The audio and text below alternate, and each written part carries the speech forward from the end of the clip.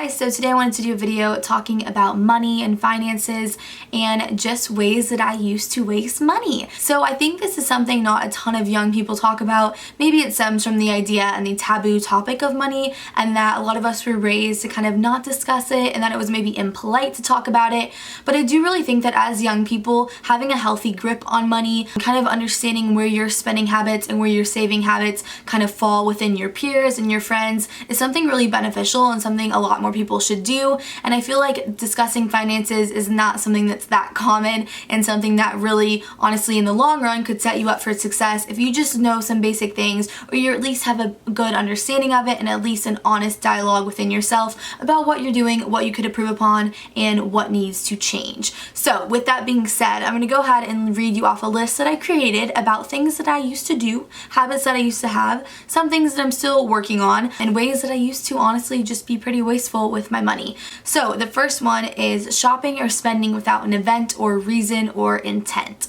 So if you've watched my videos for a while, you probably remember when I would do these huge hauls. I would literally buy so much clothing, so much makeup. I was very, very young as well. I think I was very excited about making money and kind of, doing my YouTube thing and feeling very empowered when I would buy stuff, and then when girls would comment about it and girls would compliment me on my outfit or on the makeup I was wearing or to ask me questions. And not to get me wrong, I still do completely love all that stuff, and it honestly is such a big compliment when someone reaches out to me on Instagram or Twitter and says they like something that I'm wearing. But when I was young and in the beginning of my channel, I would just have so many clothing items in my room. My closets were like overfilled. I just had so much stuff, and I still do have a lot of stuff, but I've gotten a lot better about shopping and kind of shopping for reason. The way that I do this is, let's say I have a special event to go to or have something that I'm really looking forward to. I love to have a good outfit that makes me feel confident, makes me feel good, and I think overall makes me perform better from the inside out. I know, at least for me, when something really fits me, I feel like it looks good on me. I of course just have a better outlook on that day,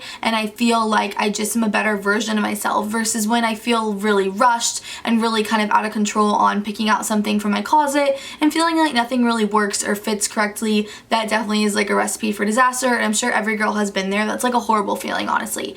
So I'm not at all knocking shopping. I think it's very important. I think it's a great thing to do.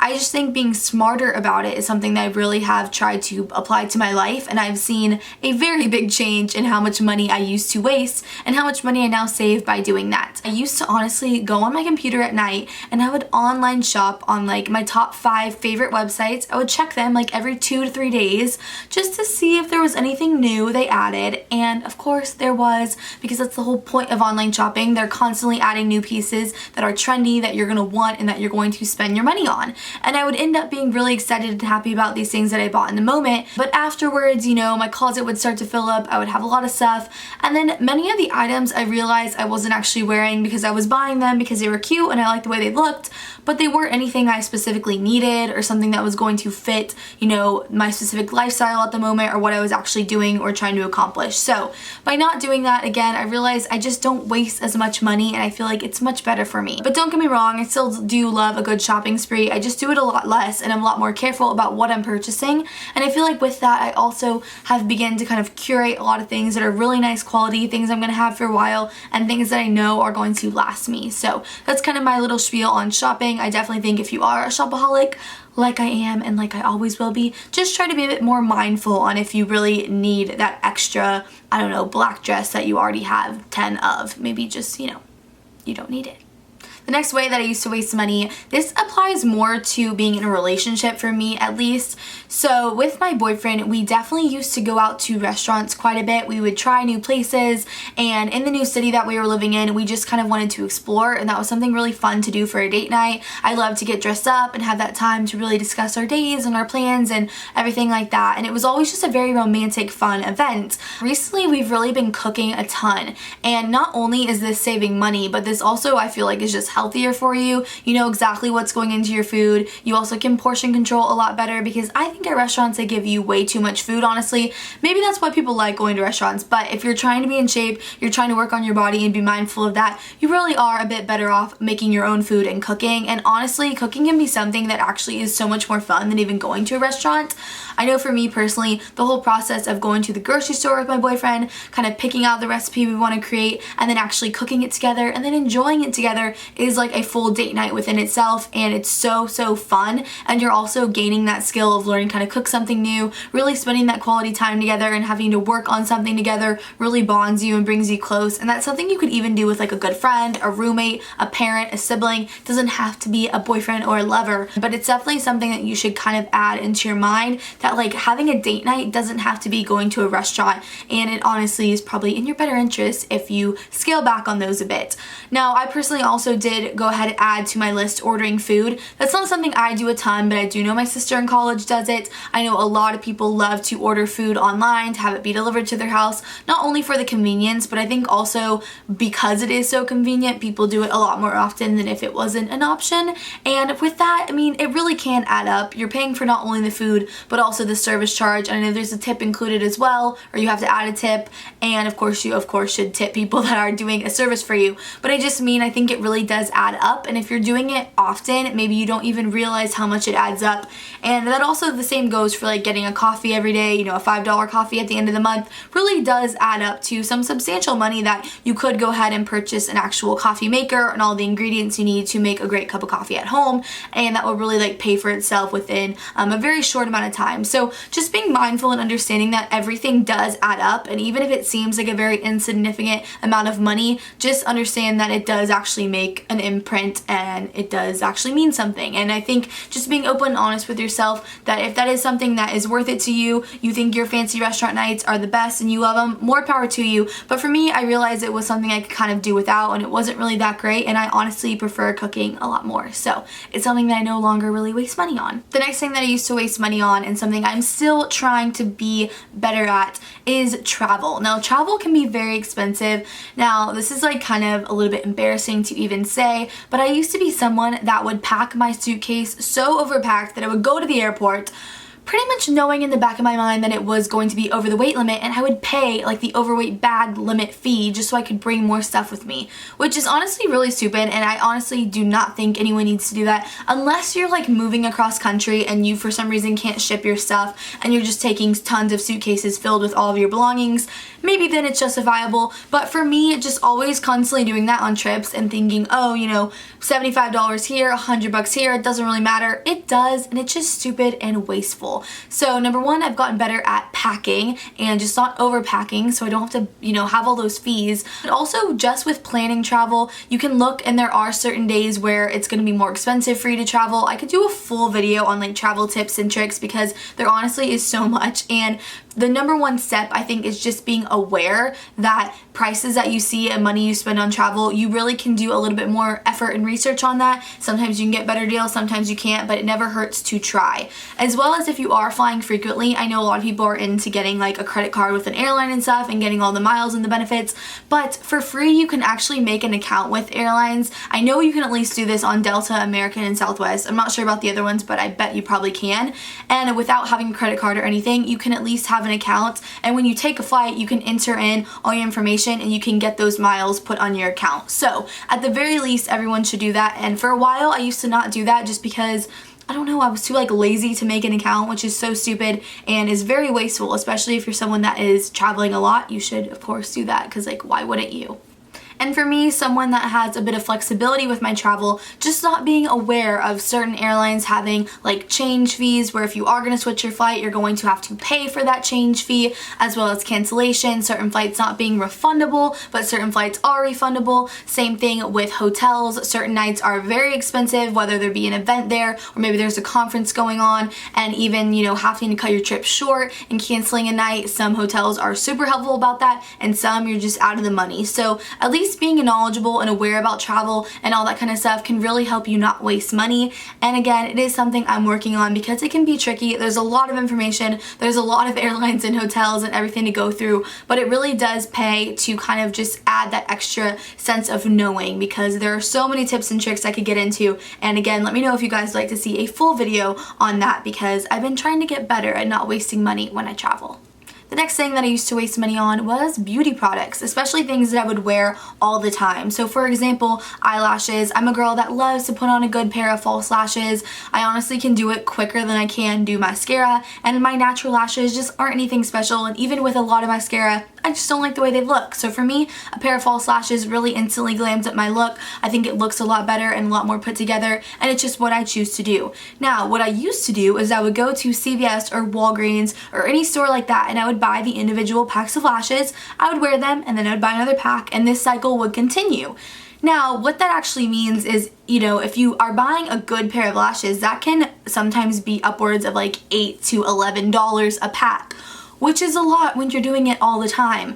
Now, what I did was I went on Amazon and ended up buying in bulk a bunch of eyelashes, and you can buy like a pack of like 20, so you don't have to be buying, each individual pack for $11, and the pack of like 20 a lot of times can be the same price as like one pack, or to like, double the price of one pack at CVS is like the pack of ones you could get on Amazon for 20 pairs. So just being like kind of more proactive about actually searching for things that you're wearing and using. If it's something you're always using, maybe looking into buying it in bulk, looking into buying it elsewhere is just smart. And it's honestly just stupid to buy the same thing over and over again and to never question the price of it, because maybe you're buying something that's way more expensive because of where you're buying it. The next way I used to waste money was not trying on things and not returning things.